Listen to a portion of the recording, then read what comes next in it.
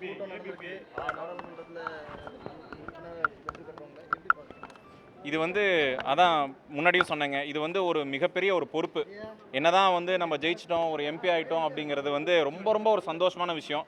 அதில் ரொம்ப சந்தோஷமான விஷயம் டிஎம்கே எம்பி ஆகிறதுங்கிறது ஐடியாலஜிக்கலையும் சரி, ஸ்பீச்லேயும் சரி, நம்ம தமிழ்நாட்டுக்கு அதிகம் செஞ்சது டிஎம்கே எம்பிஸ் தான். ஸோ அதுலேயும் நம்ம ஒரு டிஎம்கே எம்பி ஆகிறதுங்கிறது ஃபஸ்ட்டு பெருமை தான். ரெண்டாவது தலைவர் அவர்கள் சொல்லியிருக்காங்க எங்களுக்கு எல்லாத்துக்குமே, மக்களோட போய் நில்லுங்க, மக்களோட குறைகளை கேளுங்க, மக்களுக்கு உண்டான அனைத்து சேவைகளும் செய்யறதுக்கு உண்டான அனைத்து முயற்சிகளும் எடுங்க, அதுக்கு உறுதுணையாக நாங்கள் எல்லாம் இருக்கோம்.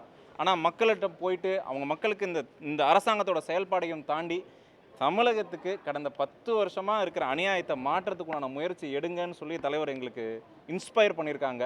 நிறைய நல்ல விஷயங்கள் எடுத்து சொல்லியிருக்காங்க, நிறைய நல்ல விஷயங்கள் பார்த்து சொல்லியிருக்காங்க. ஸோ அதுக்குண்டான முயற்சிகளை ஒரே மனதாக இருக்குங்கிறத இங்கே எங்களுக்கு தலைவர் சொல்லியிருக்காங்க. அதே போல் தான் செயல்பட போகிறோம்.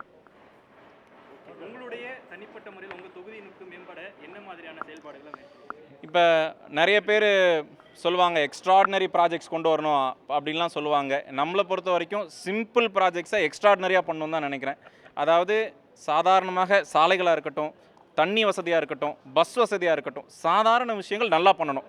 அதுவே ஏகப்பட்ட மக்களுக்கு போய் சேரணுங்கிறது தான் மக்கள் எங்கள்கிட்ட சொன்னாங்க. நான் போய் எனக்கு இவ்வளோ பெரிய ஃபேக்ட்ரி கொடுங்க, இவ்வளோ வேலை கொடுங்கலாம் மக்கள் எங்கள்கிட்ட கேட்கல. நிறைய விஷயங்கள் செஞ்சுக்கிட்டு இருக்கீங்க ஐயா, இன்னும் கொஞ்சம் வேகமாக செய்யுங்க, இல்லை எங்களுக்கு இந்த திட்டங்கள் வாய்ப்பு இல்லை, எங்களுக்கு பக்கத்து வீட்டுக்கு வருது அப்படிங்கிறது தான் மக்களோட எண்ணமாக இருந்தது இவ்வளோ தேர்தலில். அதனால் இந்த செயல்படக்கூடிய அத்தனை விஷயங்களும் மக்களுக்கு தேவையான அடிப்படை விஷயங்கள் நிதானமாக அதாவது எல்லா டைமும் எந்த ஒரு பிரச்சனையும் இல்லாமல் கிடைக்கிறதுக்கு உண்டான வேலையாக தான் இருக்கும்.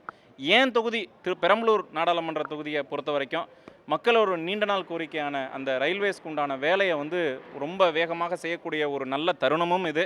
அதனால் அதுக்கு உண்டான முயற்சிகள் நிறையாவே செய்வேங்கிறத இங்கே தெரிஞ்சுக்கிறேன். மக்களிடம் அதான் சொல்லியிருக்கேன் நான்.